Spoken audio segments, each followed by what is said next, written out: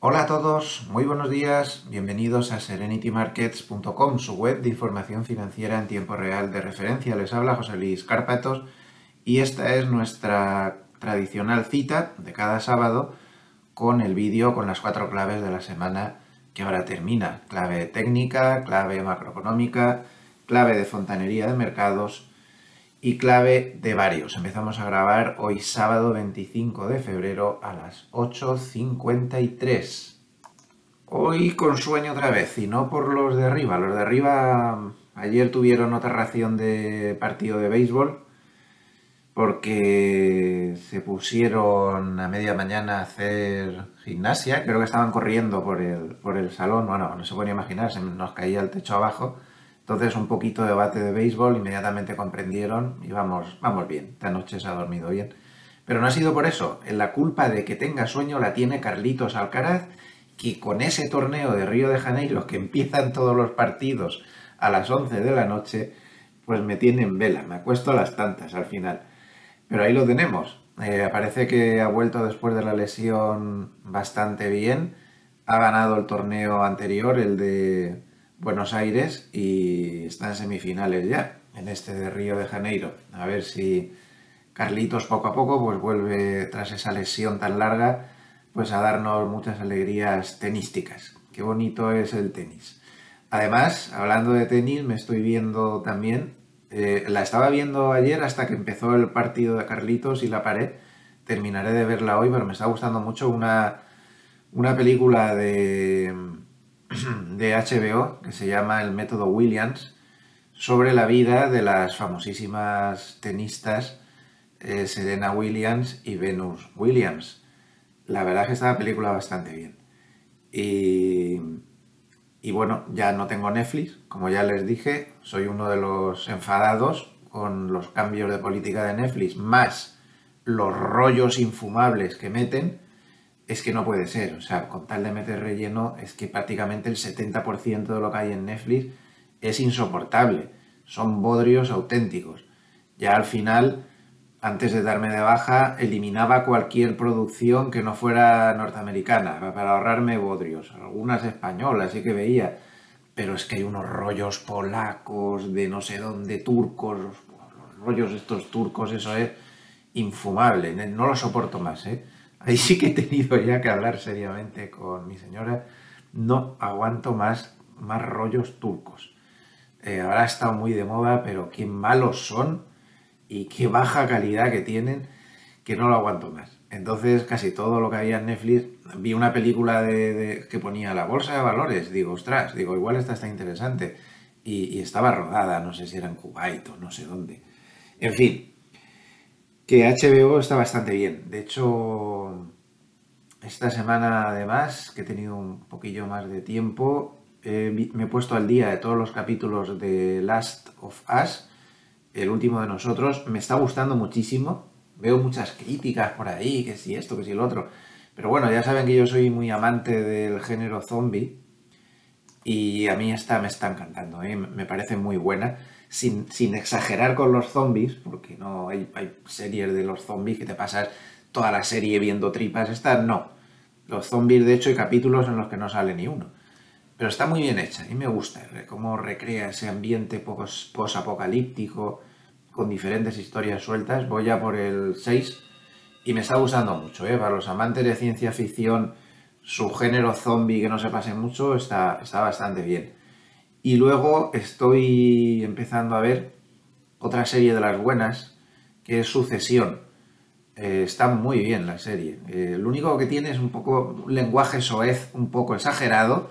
Se han pasado un poco los productores con el lenguaje, tampoco hace falta ese lenguaje, se puede soltar tacos de vez en cuando, no pasa nada, el mundo es así, pero no cada 2 palabras, cada 3 palabras, dos barbaridades. Pero bueno, quitado eso del lenguaje, pues la verdad es que la serie tiene una trama bastante buena en un mundo muy duro de los negocios en Estados Unidos y está bastante bien.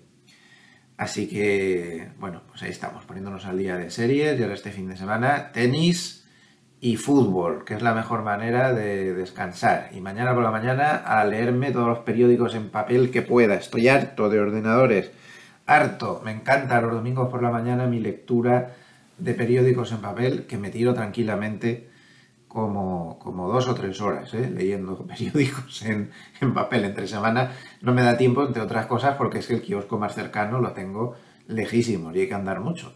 En mi barrio no hay kioscos, hay bares, hay un bar cada 20 metros.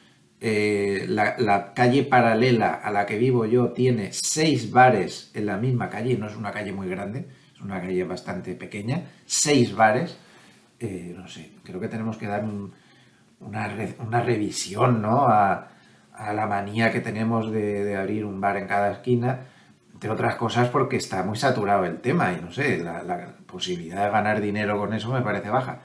Pero eso sí, no hay ningún kiosco donde se pueda comprar un periódico o una revista, no hay ninguna librería, seremos cerca de 6.000 personas en este barrio, nada de eso, y tampoco hay ningún banco, ninguna sucursal bancaria, ni ningún cajero automático bancario. Los bancos deberían también sentarse a pensar en qué se están convirtiendo, que yo no lo tengo muy claro. Están para darle una pensada a su modelo de negocio, pero bastante profundo. Pero en fin. Bueno, a nivel de salud, pues bueno, ahí andamos, más o menos, tanto humanos como caninos en la familia.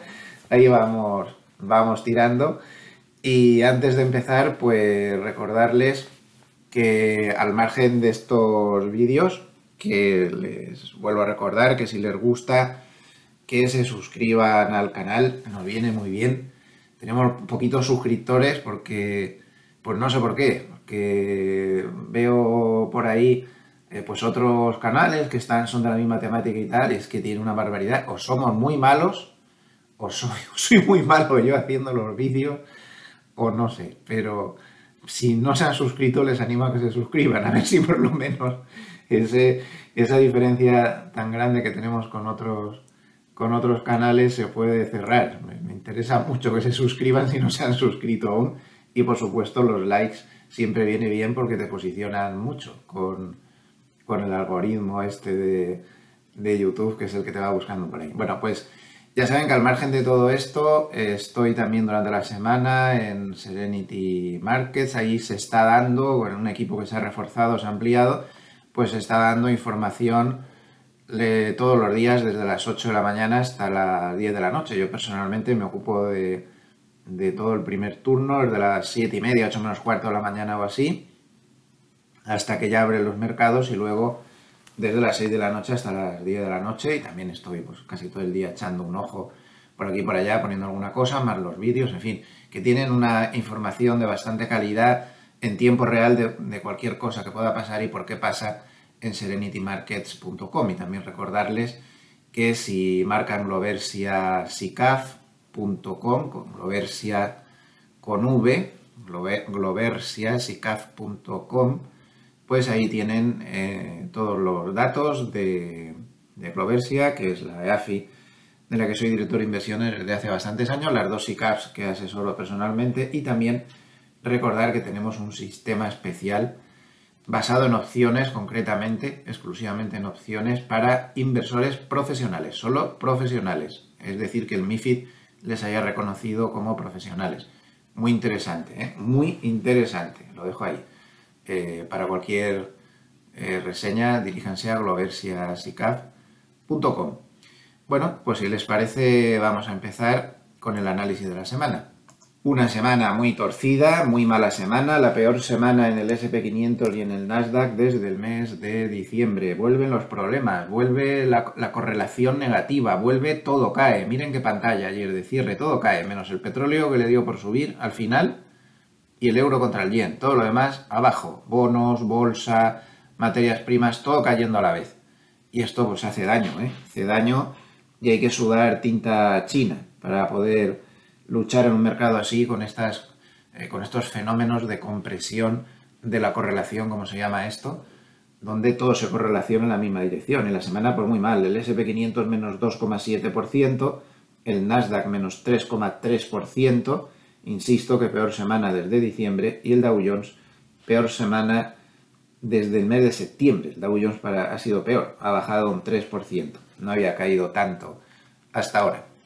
Bueno, vamos a empezar el repaso con un visionado rápido de lo que pasó según la mesa de trading de Goldman en la sesión de ayer. Bien, pues aquí lo tenemos, está escrito en esta ocasión por John Flood. Escriben dos, uno por Nicerino y otro por John Flood, pero a mí me gustan más los de John Flood, parece que da más detalles. Bueno, pues ayer se cerró, ya sabemos el precio de cierre. Recuerden que el spot, aquí hablan siempre de precios spot, el spot está bastante más abajo que el futuro. Yo siempre me guío por el futuro, todas estas referencias son del spot que está un poco más abajo. Dicen que el desequilibrio del MOC fue de 2.000 millones de dólares. Es que saltó un punto de venta de los CTAs y aceleró mucho las ventas ayer. Uno de esos puntos que nos decía McElligott durante la semana. Eso dice aquí, hola CTA, mi viejo amigo, porque han tenido que estar vendiendo a base bien. Luego una parte importante de las ventas de ayer, en fontanería de mercado es importante siempre centrar el tiro, vino de los CTAs que tuvieron que vender. Bueno, habla de la situación de las medias en el SP500, el volumen de nuevo bajo. Todo el volumen en esta caída está siendo más bajo de lo normal, lo cual es muy raro, porque por la simetría del mercado tiende a tener mucho más volumen cuando cae que cuando sube, siempre es así. Y en esta ocasión no está siendo así, es decir, que por increíble que parezca, tampoco estamos asistiendo a una presión de ventas extraordinaria. No lo confirma el volumen. Hay presión de ventas, pero no tan tremenda como pueda parecer por las caídas que ha habido en la semana. 10.200 millones de acciones negociadas en todos los mercados norteamericanos, cuando la media desde que empezó el año es de 11.400 millones. El VIX terminó subiendo un 3% hasta 22. Recuerden que por encima de 20 se considera que una bolsa es alcista. Y los bonos, pues poniendo los pelos de punta a todo el mundo. De hecho, esta es una de las claves fundamentales de la semana. Las fortísimas tensiones en los mercados de bonos. Recuerdan que Hartnett decía la semana pasada como la rentabilidad del bono americano a 10 años pase por encima del 4%, el SP500 se va a 3.800. Pues ya ven lo débil que está el SP500 y es que esa rentabilidad del 4% está ahí ya. La tienen delante los mercados. Estamos en zona de grandes soportes en bolsa, que a su vez depende de esa zona de grandes resistencias de rentabilidad en el bono americano a 10 años, en el 3,95. Como rompa, vamos a pasarlo mal. Veremos. Dice que la actividad en la mesa fue de 5, en una escala de 1 a 10, extraño para ser otro día de bajadas fuertes.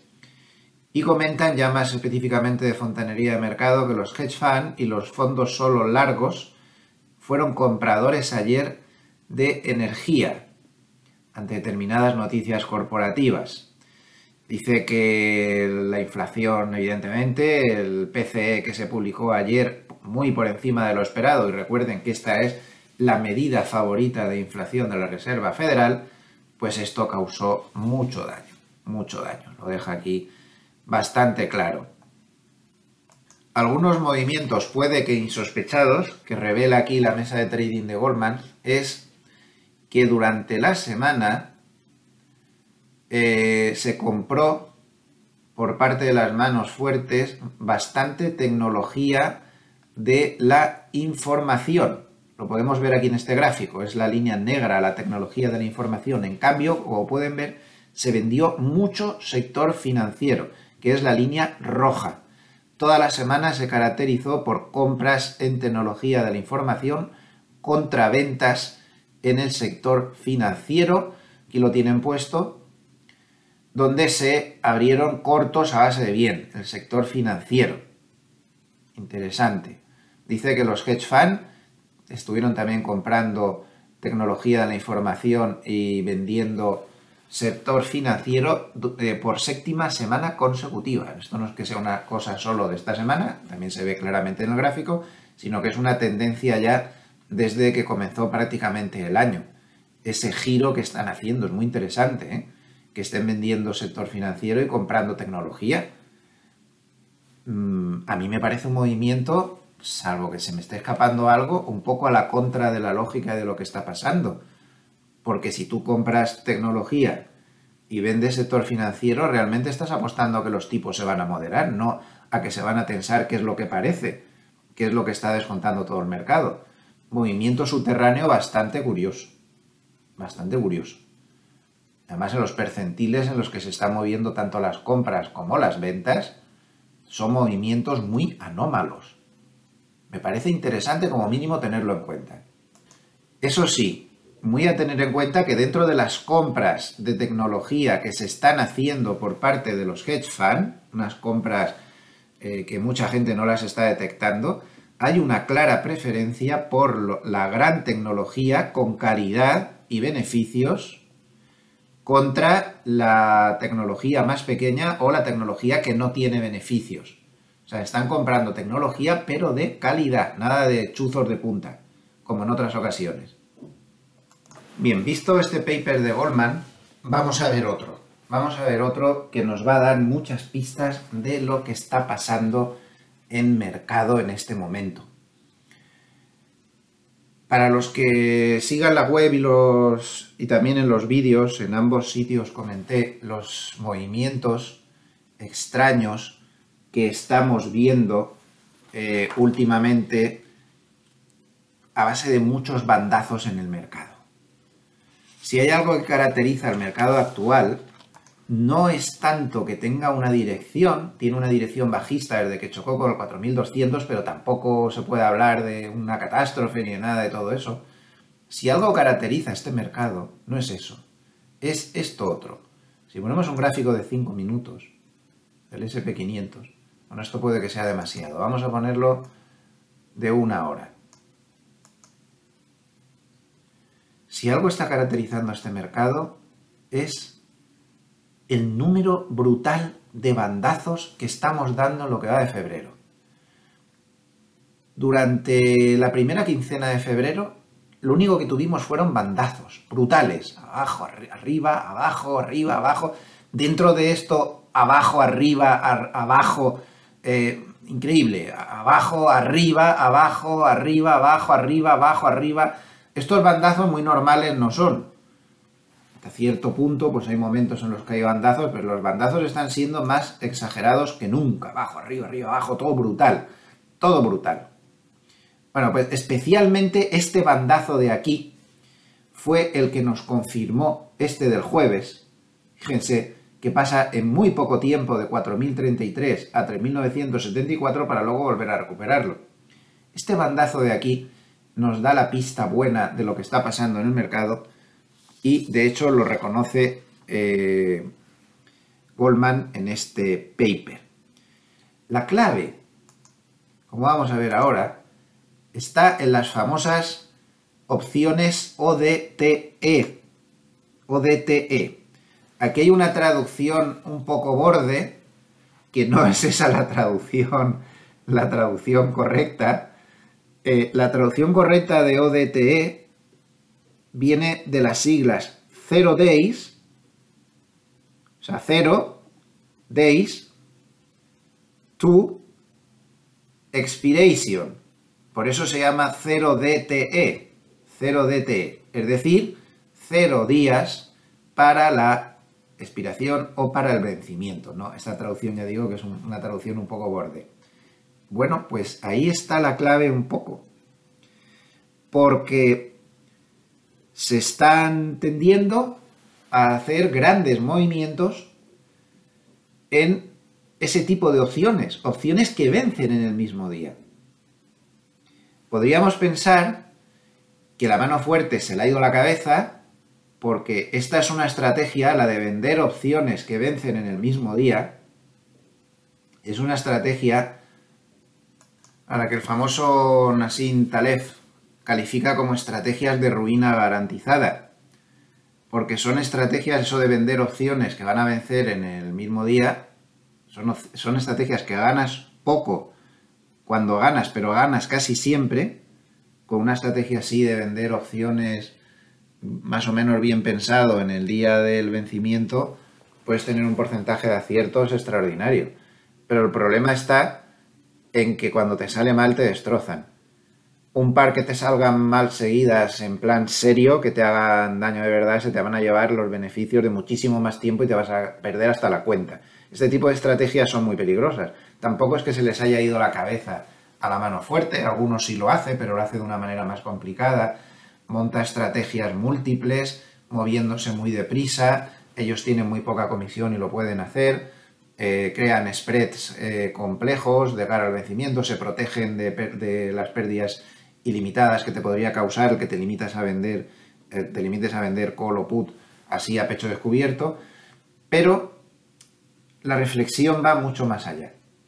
En primer lugar, se estaba diciendo que la mano fuerte es que estaba haciendo mucho intradía. Entonces, pues vendían paquetes enormes de 0 DTS, de estas famosas, pues para intentar quedarse con toda la prima en la sesión. Pero eso ya me parece a mí que no es eso. Eso es una de las cosas que hacen, pero aquí hay algo más. Aquí hay algo más. Entonces, en este paper de Goldman reflexionan sobre esa operación del jueves. Verán, esta operación del jueves se formó con una venta de 26.000 puts, vencimiento en el día, strike 4.000.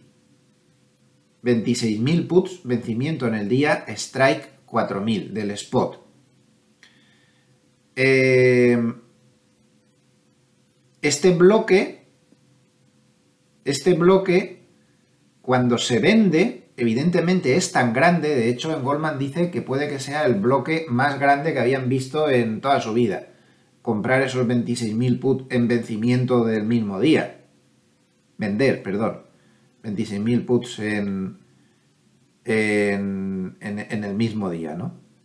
Perdón, me estoy liando. En este caso no vendieron. La estrategia típica de las 0 DTS son la venta, pero en este caso no vendía. Este caso fue una compra.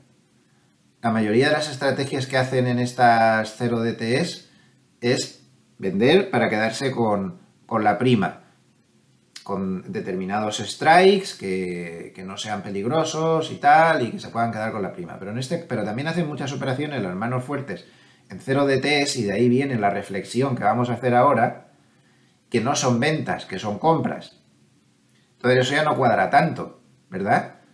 Porque el riesgo de comprar paquetes así con vencimiento en el mismo día, de hecho, este paquete perdió la prima, porque al cierre no cerró donde le interesaba para ganar algo.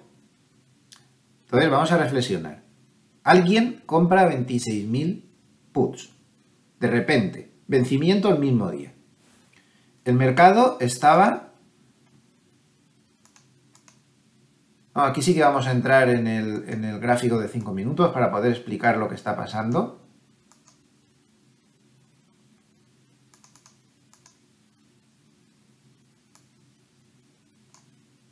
Al jueves 23. El mercado está tan tranquilo. En el entorno futuro 4.025. Y entonces de repente aparece el paquete. Cataplum. Claro, ¿qué pasa? Que un paquete tan enorme de 26.000 puts no te dan contrapartida. Nadie te va a dar contrapartida. Tienes que ser un creador de mercado. No hay nadie dispuesto a vender esos 26.000 puts, un paquete tan grande y en vencimiento el mismo día. De hecho, no lo hubo. Entonces fueron creadores de mercado los que le dan la contrapartida. ¿Qué pasa? Que los creadores de mercado, ellos no le dan la contrapartida para especular con los puts vendidos. El creador de mercado, para neutralizar esa contrapartida que acaba de dar de puts vendidos, tiene que hacer algo, porque si no, corre el riesgo de que al vender puts sea puesto alcista, y si en el mismo día aquello empieza a bajar a lo bestia, tiene una pérdida ilimitada a cambio de la prima que ha recibido. No quiero liarles mucho para los amables escuchantes que no entiendan mucho de opciones, pero digamos que ahí alguien compró 26.000 puts y alguien se tuvo que poner corto de puts para darle la alternativa. Vender puts es alcista, comprar puts es bajista. Entonces el creador de mercado estaba alcista. Al contrario que el que había comprado los puts, que estaba bajista. ¿Qué tenía que hacer para cubrir su posición? Quedarse neutral y que no le afectara los movimientos. Vender futuros.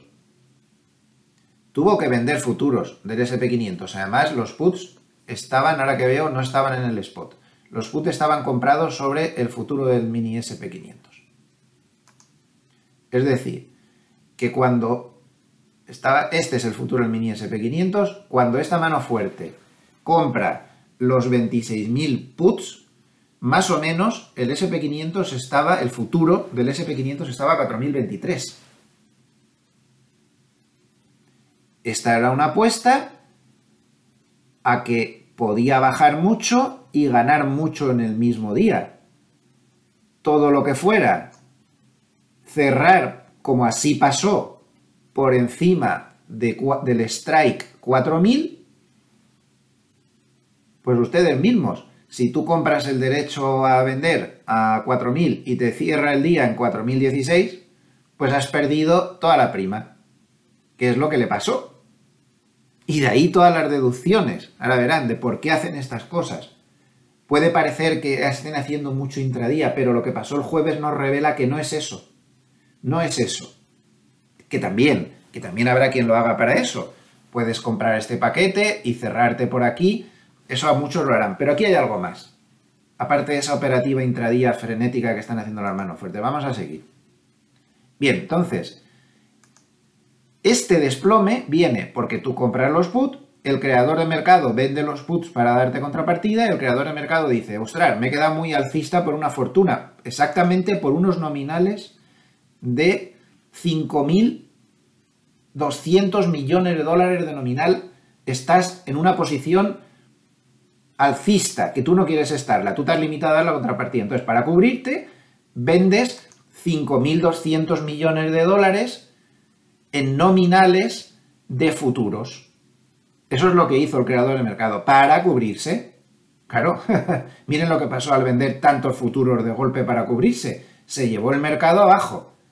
Nadie sabía qué estaba pasando. El creador de mercado vende y genera este primer movimiento inicial y luego ya el mercado ya él solo se va cayendo porque no sabe qué ha pasado, pero se han roto niveles y han pasado aquí cosas. Es la prima que tuvo que pagar esta mano fuerte por mover 5.200 millones de dólares de nominal. 5,5 millones de dólares. 5,5 millones de dólares. Bien, entonces aquí hacen la reflexión en Goldman de que inmediatamente el fuerte movimiento arrastra al mercado y la posición empieza a ganar mucho dinero. Ya lo ve. Pero el mercado se da la vuelta y la posición empieza a perder dinero y a partir de aquí ya está perdiendo muchísimo dinero ya. El mercado se da la vuelta y el dealer, es decir, el creador de mercado que había vendido los futuros, al final venden los 2.000 millones en futuros, pero luego los cubren al cabo de poco tiempo al ver que el mercado se está dando la vuelta. Eso es lo que hace el dealer, pero la persona que compró los 26.000 puts no los cerró por ahí abajo cuando estaba ganando ni cuando se dio la vuelta. Es decir, se limitó a perder toda la prima que había apostado. Deja claro Goldman que fue un institucional el que hizo esto, que es demasiado dinero para inversores minoristas y que estamos hablando pues, de un inversor institucional que compró opciones que expiraban en 5 horas. Dice que es la mayor posición que él ha visto en este tipo de opciones nunca y que esto es lo importante, el gran impacto que tuvo la operación en el mercado. Como una operación de este tipo, donde una mano fuerte gasta realmente solo 5,5 millones de dólares en prima puede mover al mercado de esta manera. Claro, es que piensen ustedes que esta mano fuerte hiciera ese movimiento con el objetivo oculto de hacer caer el mercado para que llegara a la media 200 y ahí comprar. E imagínense que compra aquí, o sea, él sabe que va a perder 5,5 millones de dólares, pero imagínense que compra aquí sobre la media 200 en diario y que vende por aquí cerca de los máximos del día y que se ha metido con 10.000 contratos. Él pierde 5,5 millones para forzar la bajada, pero luego gana, pues supongamos que vende a 4.020 y que compra en el entorno 3.980, que es donde estaba la media, a 50 dólares el punto, por 10.000 contratos, 20 millones de dólares. Y se ha gastado 5,5. Ojo al tema, ¿eh? Eso es lo que está sugiriendo Goldman en sus comentarios. Que esta gente esté empezando a manipular el mercado con todo este tipo de bandazos para ganar dinero. Entonces, aquí lo dicen de una manera un tanto comedida. Dice que lo que se están preguntando los inversores es, ¿usted cree que los inversores institucionales empiezan a usar grandes movimientos en estas opciones 0 DTE para hacer hedge, ¿no? O sea, para moverse ahí y manipular un poco el tema? Vamos, no lo pone, pero creo que es lo que se sobreentiende de aquí. Específicos eventos macro diarios, y dice, su respuesta es sí. En la web de Zero Hedge tratan este tema, claro, con menos comedimiento del que tiene Goldman aquí, y lo que dice la web de Zero Hedge, y yo estoy absolutamente de acuerdo con ellos, ahora seguiremos viendo más cosas interesantes de este paper, yo estoy absolutamente de acuerdo con ellos, es que es más que evidente que esta gente está manipulando el mercado con la gorra. Siempre lo han hecho, pero es que ahora ya con este tipo de movimientos, que ya se han dado cuenta la capacidad enorme de mover el mercado que tienen con un gasto mínimo, porque al final solo se había gastado esa mano fuerte 5,5 millones de dólares y tiene garantizado un movimiento brutal al alza, primero a la baja, y luego cuando el mercado se dé cuenta que no hay nada que esté sosteniendo la bajada, sino nada más que esa operación, entonces se da la vuelta al revés, fuerza que el dealer o el creador de mercado se cierre la cobertura y se vaya en dirección contraria. Entonces, Zero Hedge defiende que este tipo de movimientos son movimientos de manipulación que dificultan extremadamente el mercado, y mucho me temo que esto va a seguir así. Supongo que esto va a terminar porque cuando empiezan los abusos con alguna historia de este tipo, con algún lío de 20 pares de narices, algún movimiento que se salga de madre, y entonces empezarán a poner límites a este tipo de operativa. Pero de momento es lo que hay. Y esto es la última moda. Y si tenemos que analizar la fontanería del mercado, pues les tengo que hablar de esto, porque si no, nos perdemos. Entonces, esto es lo que hay. Sí que usted puede tener una posición intradía maravillosa basada en toda la lógica del mundo, pero una mano fuerte de esta decide hacer un movimiento de este tipo, provoca inmediatamente que el creador de mercado tenga que cubrirse y que provoque unos movimientos en los mercados de futuros enormes que se lo llevan todo por delante. ¿De acuerdo? Así que atención. Otra cuestión interesante que podemos encontrar en este paper es el hecho de que están dando ya el pronóstico de los rebalanceos que vamos a tener a finales de mes. Entonces, como podemos ver, el rebalanceo va a ser negativo. Hay un rebalanceo de venta de 3.000 millones de dólares previsto por parte de los fondos de pensiones, pero evidentemente pues no es precisamente un rebalanceo muy significativo, ¿no? Como aquí lo pone, que está pues como muy moderado. Y al que sí que habrá que estar atentos, ya avisan que es el rebalanceo de marzo. Y aquí, para terminar el paper, pues tenemos algunos índices de estos raros que calcula Goldman, que son siempre interesantes. Como ven, los valores tecnológicos que no tienen beneficios En los últimos 5 días han caído una barbaridad, un 9%, pero aún así siguen subiendo un 17% en el año. Por ejemplo, los que tienen más cortos también han bajado mucho los últimos días, 8,39, pero aún aguantan 16,6% en el año. Los favoritos de los minoristas ganan 28,6% en el año, a pesar de la bajada del 7,38 los últimos días. O, a ver, otros interesantes, los ADRs chinos ganan 8% en el año. Inteligencia artificial, que está muy de moda últimamente, 18 con el chat este famoso y tal, 18,9% en el año. Aquí hay otros favoritos de los minoristas. Este era los que tienen el sentimiento más alto, pero también un índice más amplio de sentimiento de minoristas favorable tiene el 11,1. Tecnológica de gran capitalización 9,3. En fin, siempre interesante todo esto. Bueno, pues nos ha servido todo este paper para comprender una de las claves de la semana, que es el nuevo fenómeno, no tan nuevo, pero que ya hay que hablar de él en serio, de las famosas opciones 0DTE. Es decir, esa operativa intradía furiosa que hacen las manos fuertes en opciones con vencimiento en el mismo día. Da la sensación que en algunas ocasiones intentan quedarse con las primas o arañar dinero, es especulación pura, pero que en otras operaciones, como esa que vimos el jueves y seguramente muchas más, a mí me parece que hay un afán claro de manipular mercado para hacer operaciones a la contra o hacer saltar stops o forzar al enemigo a que caiga y aprovecharse de eso.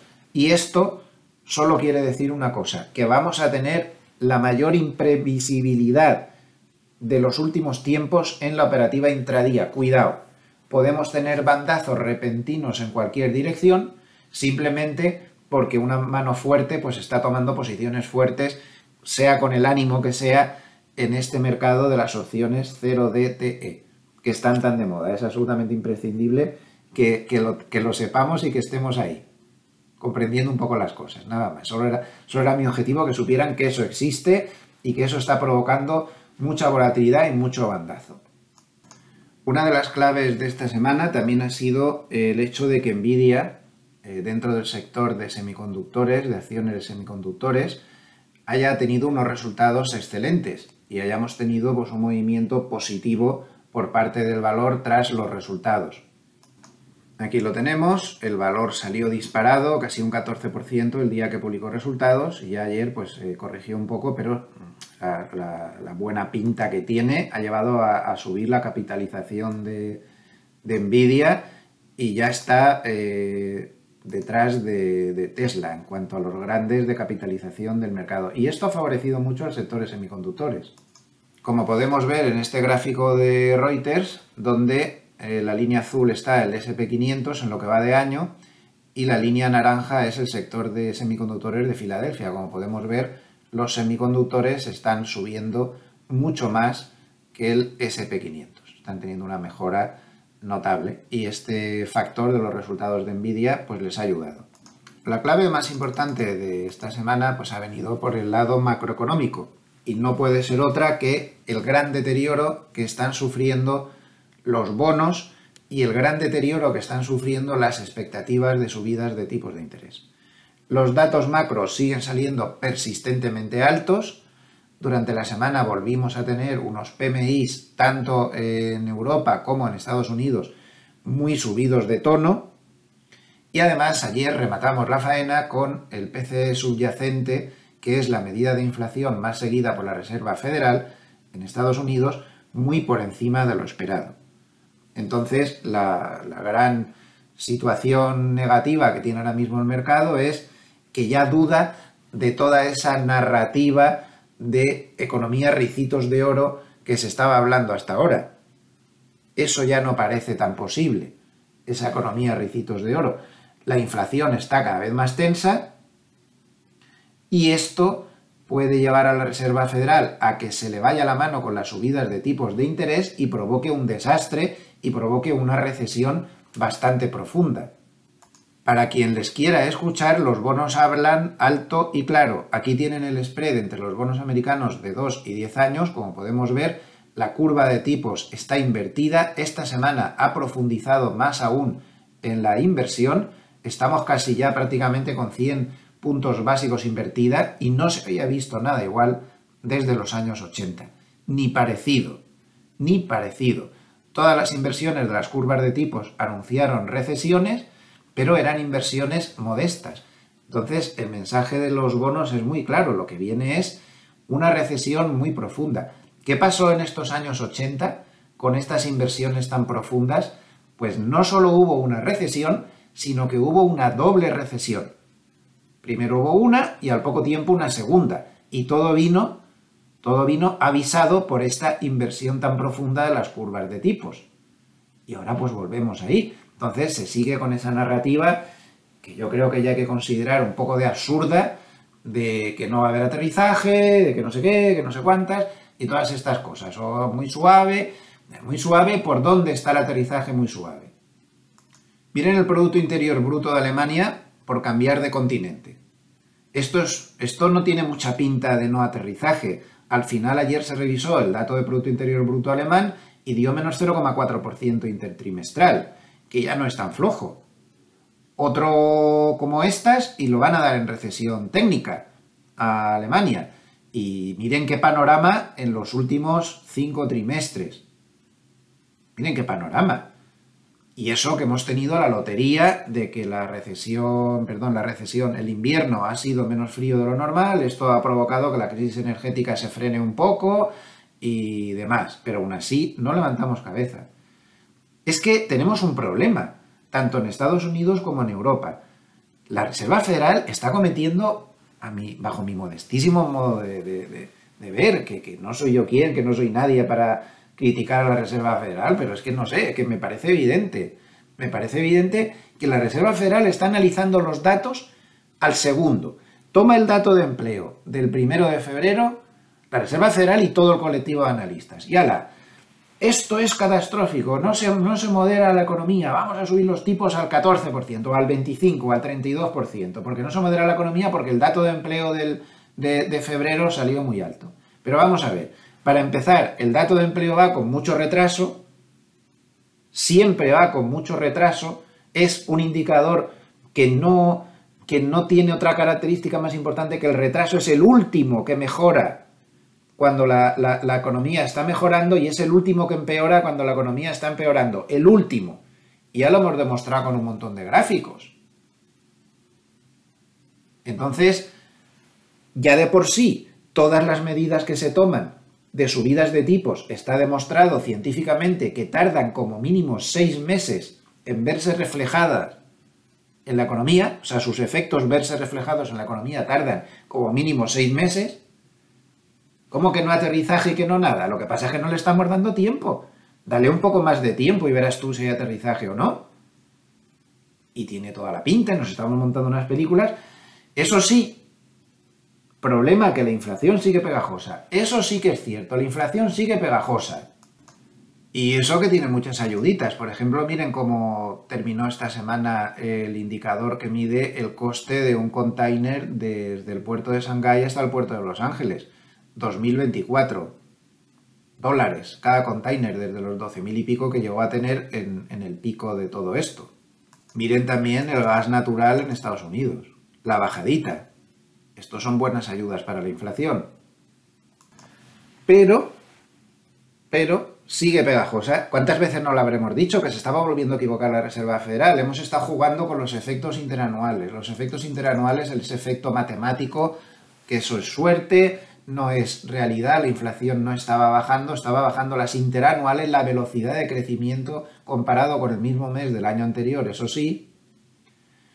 Pero eso se termina en junio. Esos efectos favorables se terminan en junio.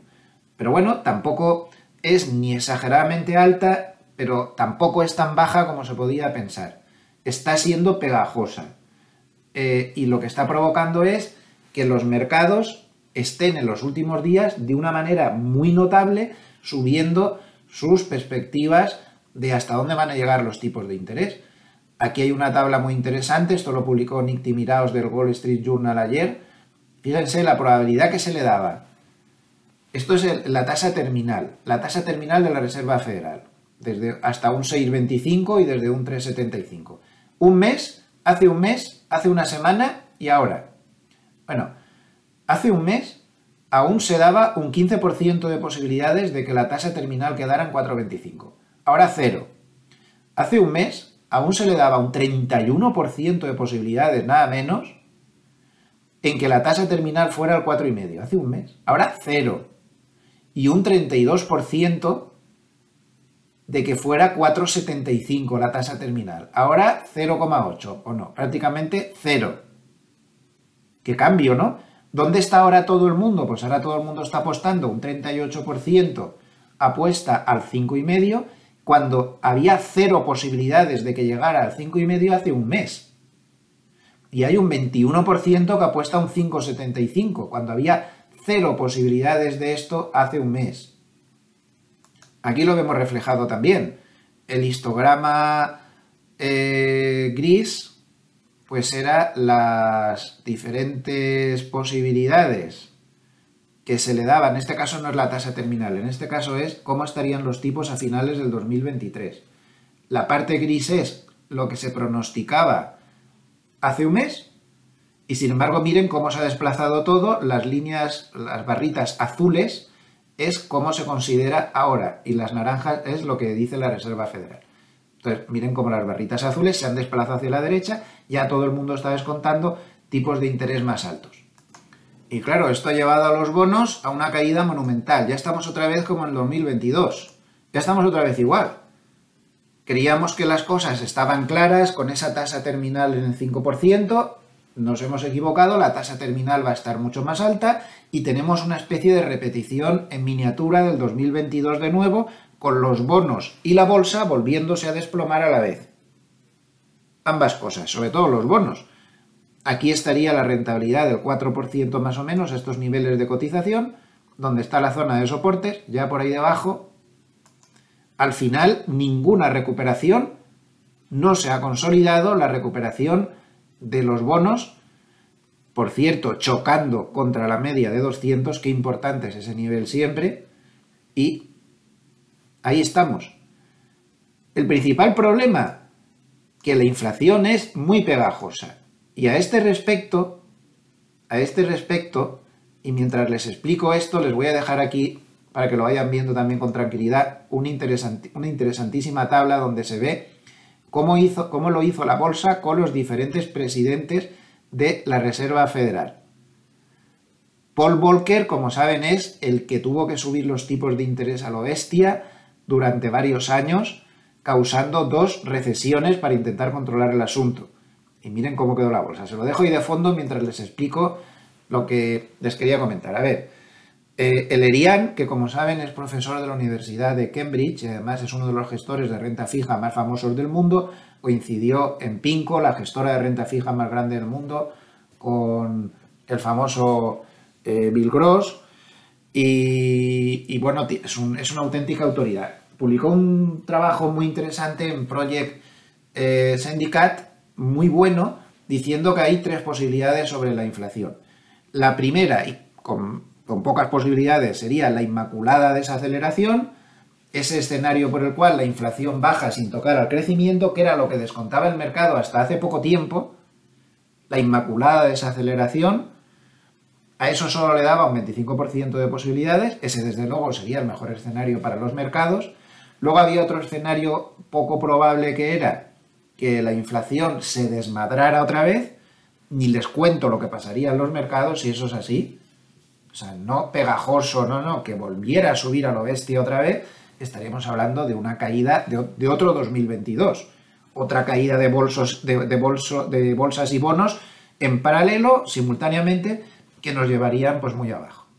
Pero la posibilidad que él creía más probable, y esto lo dijo antes, este artículo lo escribió el día 9, antes de todos los datos de IPC torcidos que hemos tenido las últimas jornadas, IPC de Estados Unidos, precio de reproducción de Estados Unidos, y también el de PCE subyacente que vimos ayer. Antes de todo eso, él dijo que la posibilidad mayor, con un 50% de posibilidades, era una inflación pegajosa, que se quedara atrancada en la zona 3-4%. Pues puede ser, perfectamente, yo creo que ese escenario es muy posible. Hemos visto todo eso de los cuellos de botella y demás, que todo eso se ha calmado, es muy posible. Claro, para que la inmaculada desaceleración se produzca, los salarios tienen que calmarse o no tienen que seguir a la inflación. De momento lo están haciendo a medias. Para que se produzca el otro escenario peor, que es que la inflación se desmadre, los salarios tendrían que subir bastante más, atrapar a la inflación, incluso superarla, y ahí se podría producir el desequilibrio. Para que se produzca este equilibrio pegajoso, pero no muy alto ni muy bajo, los salarios tendrían que estar más o menos contenidos. También, sin pasarse mucho, todo en equilibrio. Pero es el escenario más probable, yo estoy de acuerdo con él. Entonces el Erian hacía la siguiente reflexión. Si eso es así, la Reserva Federal tiene dos alternativas. La primera, seguir como hasta ahora, sin pensar en que los efectos de las subidas de tipos de interés se ven con bastante retraso sobre la economía, no tener en cuenta eso, que no lo están teniendo, que quede claro, seguir subiendo, se van al 6, se van por encima del 6 incluso, ya no se puede descartar un 6, tal y como están saliendo los datos macro, no se puede descartar. Entonces, que la Reserva Federal haga eso y se carga la economía. Él, de hecho, utiliza la palabra destruye la economía. La Reserva Federal es lo suficientemente incompetente en este momento como para hacer eso. Les recuerdo que tanto ellos como el Banco Central Europeo dejaron subir la inflación diciendo que era transitoria hasta que llegó a los máximos desde los años 70-80. Son perfectamente capaces. Entonces, si hacen eso, destruirán la economía, vendrá una recesión enorme y aquí se va a sufrir mucho. Y la segunda opción que dice Lerian y que multitud de analistas están empezando a sugerirle a la Reserva Federal, que lo niega rotundamente y se muestran como la reserva espiritual de la ortodoxia de Occidente, es que se dejen ya de objetivos absurdos y que pongan un objetivo de inflación más acorde con los tiempos modernos, que sería como mínimo un 3%. ¿Qué pasa si la inflación se queda como pegajosa y se queda en un 3-4%?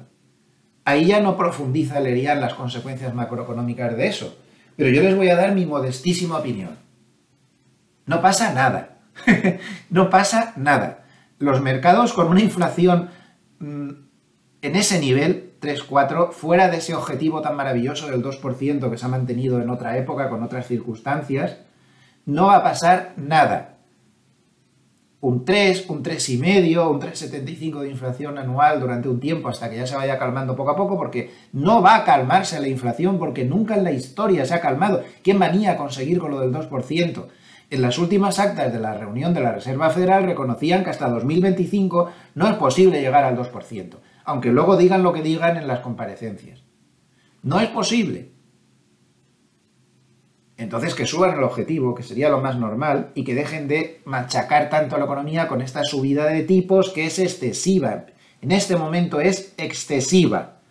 Es demasiado rápida para que la economía la digiera, pero no lo vamos a ver el efecto inmediatamente, eso no funciona así. La Reserva Federal ya ha dicho muchas veces que está opinando que la economía es un videojuego, que le da una tecla, sube los tipos y a los 30 segundos la economía se enfría. Y entonces le da otra tecla, baja los tipos y a los 30 segundos la economía se calienta. Eso no va así. Eso tarda bastante tiempo. Y el trabajo de un Banco Central Europeo no era como cuando estaba Trichet, seguir subiendo los tipos porque los datos macro le estaban saliendo muy buenos, señor mío, y el mes siguiente de dar la última subida de tipos, tuvo que bajar los tipos y vino una crisis de 20 pares de narices al mes siguiente. Porque es que no se fijan en eso los banqueros centrales, que esto necesita tiempo. Añadamos a esto otro factor más. 5.200 millones de dólares de incremento de la deuda diaria en Estados Unidos. Hartnett dice que en los próximos 10 años la deuda de Estados Unidos subirá a 21 billones. ¿De verdad me puede a mí alguien decir que el dólar es el valor refugio y que lo que hay que hacer es invertir en dólares? ¿Pero qué es el dólar? ¿Qué es el euro? ¿Qué son todas las monedas modernas? Son una basura pura basada en deudas.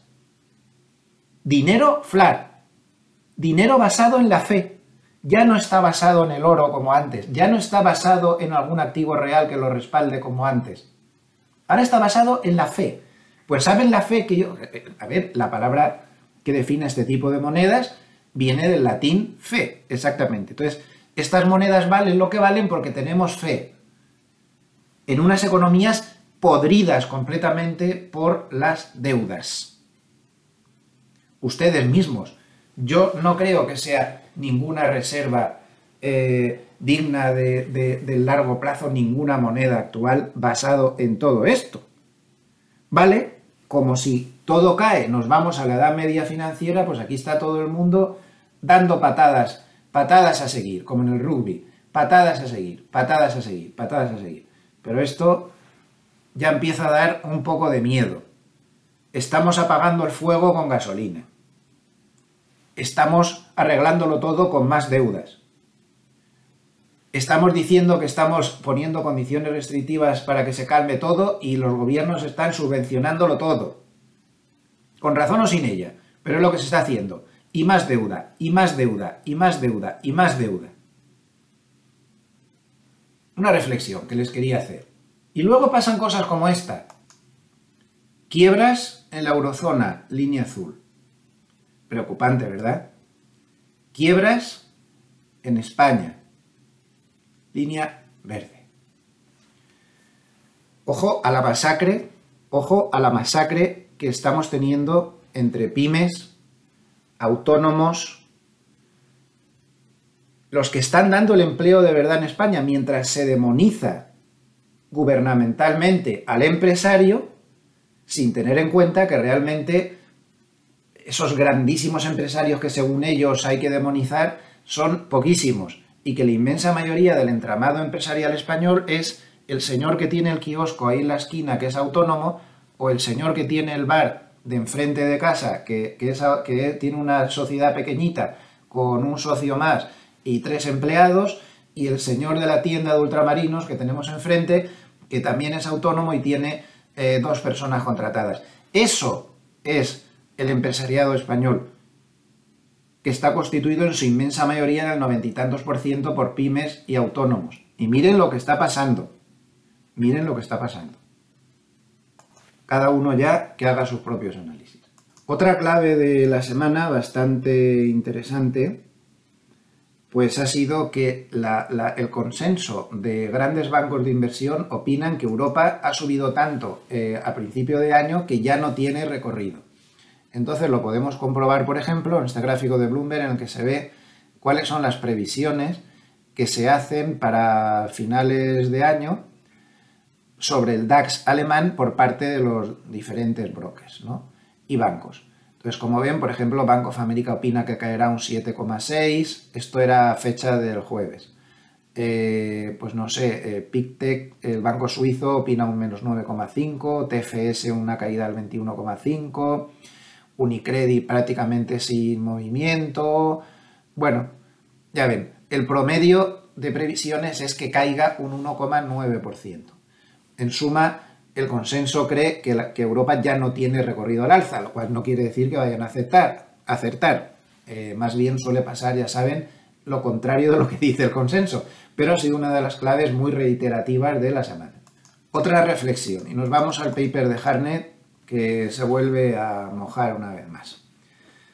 Hablamos de Producto Interior Bruto de Estados Unidos que no refleja aún recesiones y demás y no sé qué, no sé cuántas.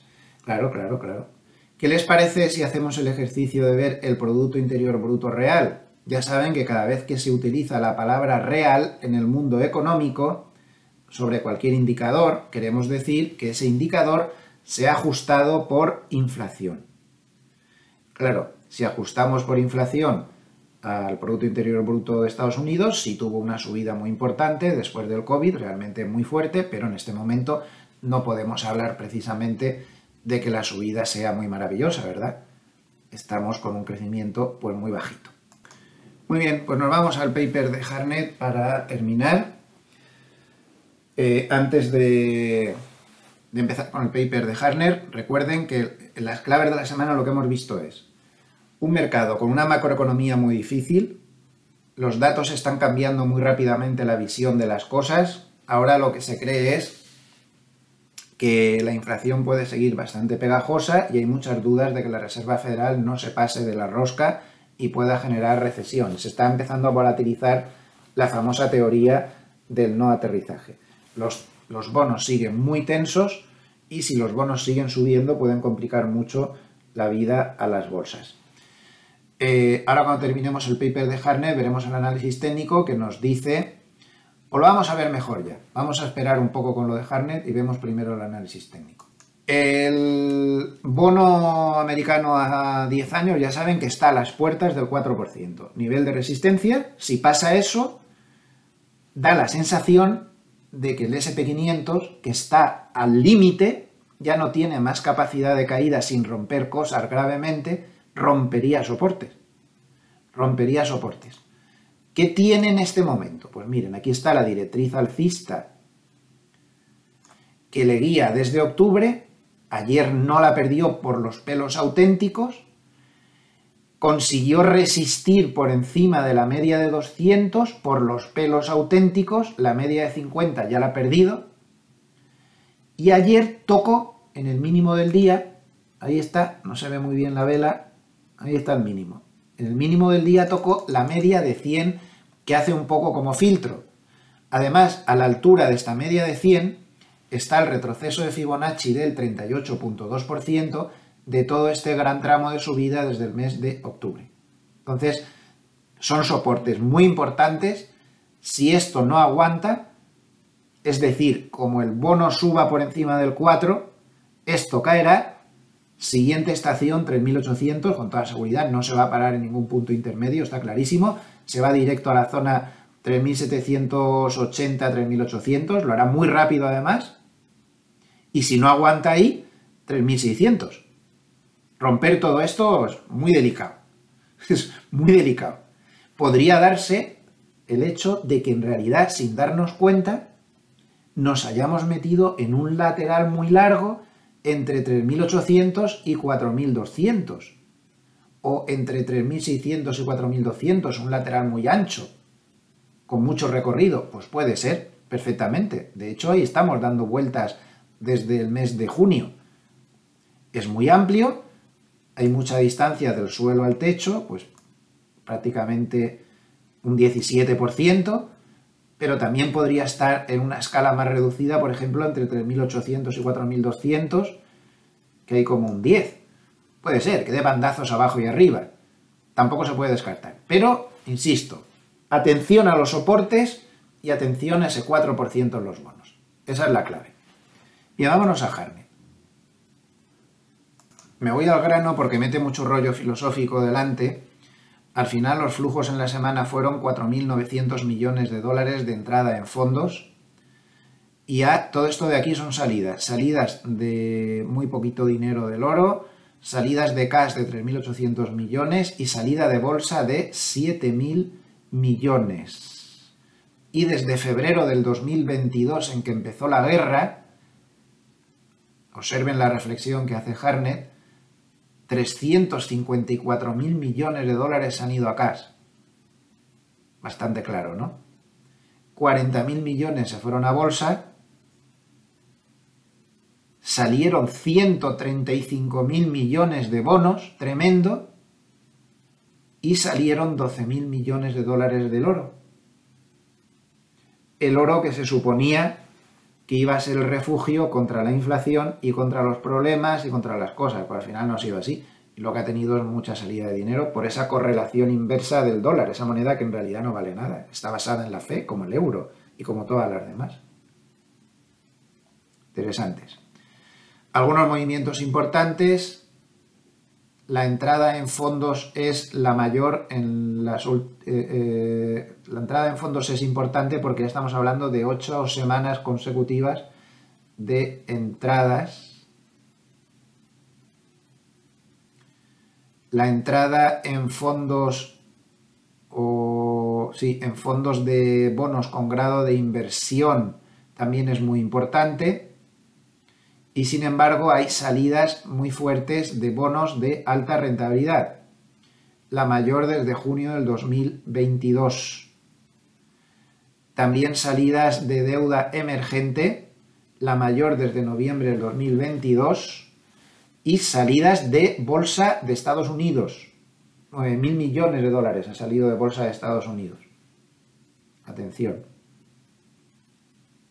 Su indicador Bullenberg está en 4,2 desde el 4,4 anterior. Vamos a verlo, que estará por aquí. Ahí está.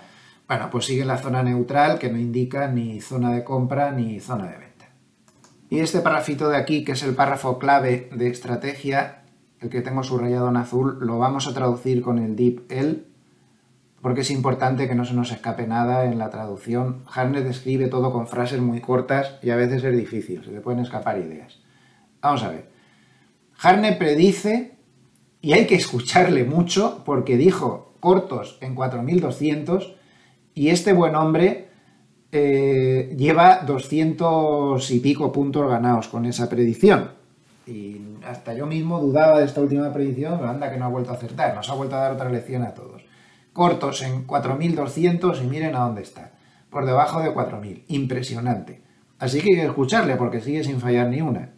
3.800 para el 8 de marzo. Sigo sin encontrar por qué ha escogido esa fecha del 8 de marzo.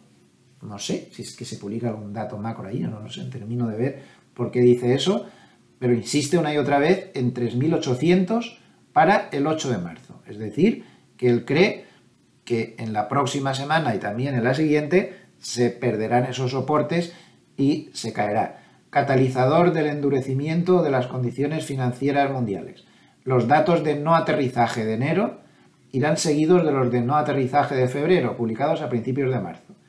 Es decir, que él cree que van a seguir saliendo datos macro altos que harán pensar al mercado que en realidad no va a haber aterrizaje, erróneamente, porque no esperan lo suficiente, y esto generará que las expectativas de subidas de tipos de interés sean mayores, y aquí viene lo siguiente que dice en el razonamiento. Por lo tanto, los rendimientos suben, se refiere al bono americano a 10 años, por encima del 4%, y el S&P 500 se va por debajo del 3.800.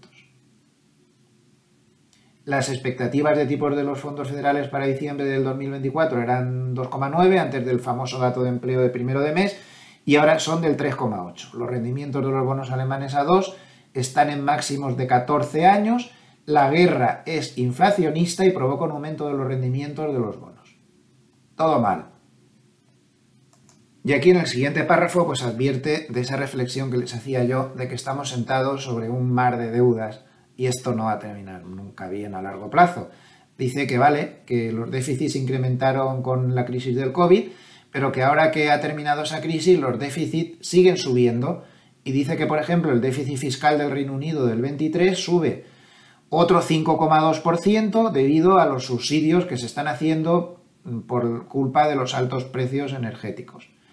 La Unión Europea, con todos los rescates que está haciendo, 750.000 millones de dólares en los últimos 12 meses.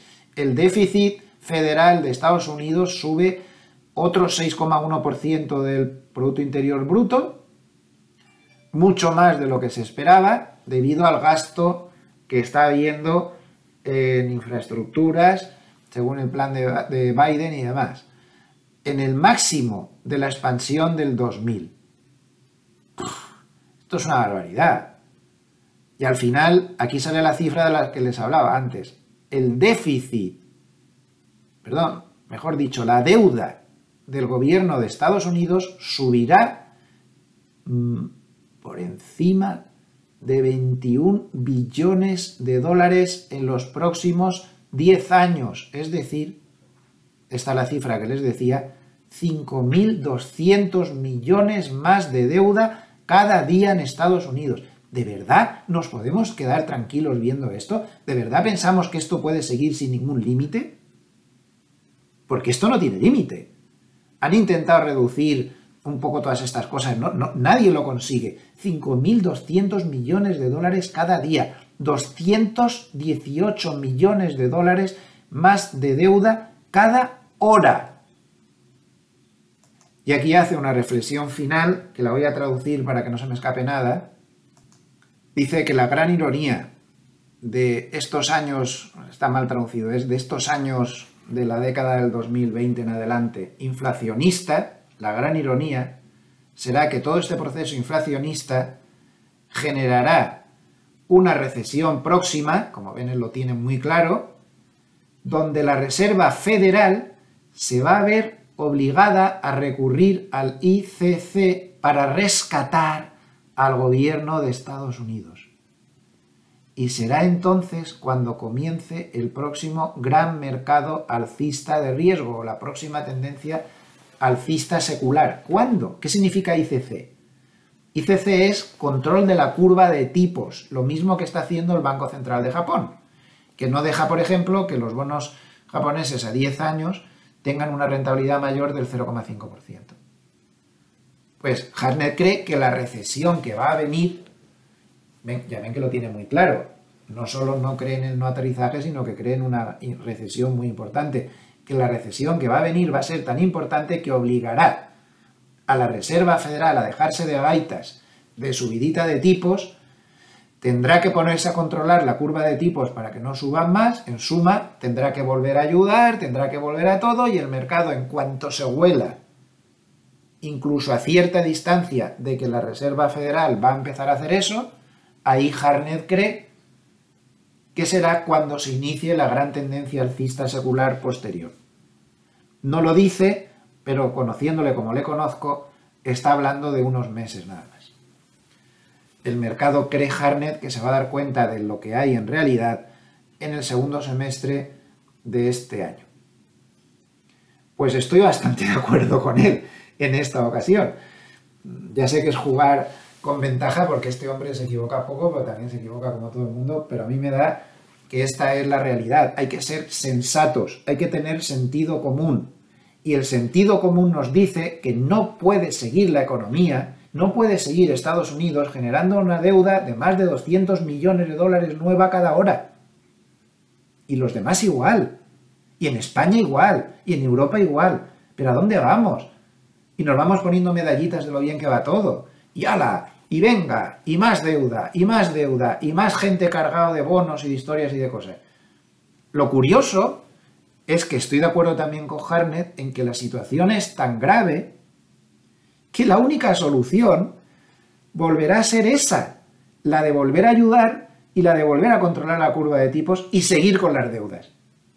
Nadie va a arreglar la deuda, nadie va a dejar este proceso atrás, porque sería catastrófico y porque los políticos son cada vez más cortoplacistas. A los políticos actuales de todos los países solo les interesa permanecer en el poder, no ayudar a los ciudadanos. Y para permanecer en el poder tienes que vivir en el cortoplacismo político más absoluto. Y ya está. Y si eso supone que te hagas el tonto con unos trenes que no caben por los túneles, pues te haces el tonto.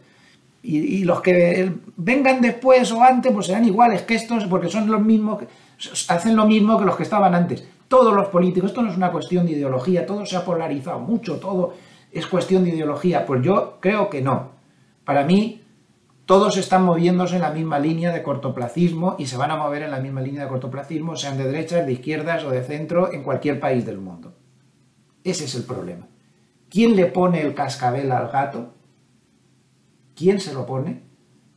¿Habrá algún día alguna especie de Volcker? Porque Volcker lo suyo no era reducirla y parar esta locura de deuda, era que no subiera más la inflación. Pues no lo sé, pero no tiene pinta de que lo vayamos a ver a corto plazo. Así que seguiremos viviendo en este mundo Matrix, con esas monedas que no valen absolutamente nada, basadas en la fe, basadas en deudas. Pues aquí termina el análisis, con esta reflexión un tanto no pesimista, simplemente realista, pero pesimista tampoco, porque a mí me parece que no va se va a seguir la pelota, ya veremos nuestros nietos si no pagan esto carísimo, o nuestros hijos, pero ahora mismo en nuestra generación esto se va a intentar mantener bastante tiempo más. Estamos hablando de deudas sobre el Producto Interior Bruto que aún están lejísimos, por ejemplo, de la que tiene Japón. Lo de Japón es ya el disparate máximo y ahí siguen tan tranquilos. Así que, como poder seguir inflando la pelota, pues nada. Aceptamos pulpo como animal de compañía, como decía aquel anuncio de televisión de unos jugadores que estaban jugando al juego este de las palabras. Les deseo que pasen muy buen fin de semana a todos los amables escuchantes. Reflexionen en el largo plazo qué es para usted un valor refugio. Piense en lo que les he dicho de las monedas. ¿Qué interés tienen los gobiernos en quitar el dinero en efectivo también, verdad? Controlar. Bueno, yo tengo una idea bastante clara de qué es para mí un valor refugio y no es el dólar, no es el euro, no son todas esas monedas basadas en nada, ni son la mayoría de las cosas convencionales. Hay que buscarse la vida. Esperemos que no pase nada, pero por si acaso habrá que tener un cierto plan B, porque estamos en manos de unos políticos que no van a arreglar la situación en ningún país del mundo, desgraciadamente. A lo mejor es que me estoy haciendo mayor y me he vuelto un poco paranoico. Bueno, esperemos que sea solo eso. Si les ha gustado este vídeo, les agradecería mucho que se suscriban al canal o que nos den un like. Y si... Perdonen, pero había entrado mi señora, me estaba haciendo señas que desconectara la calefacción, que hace un calor insoportable.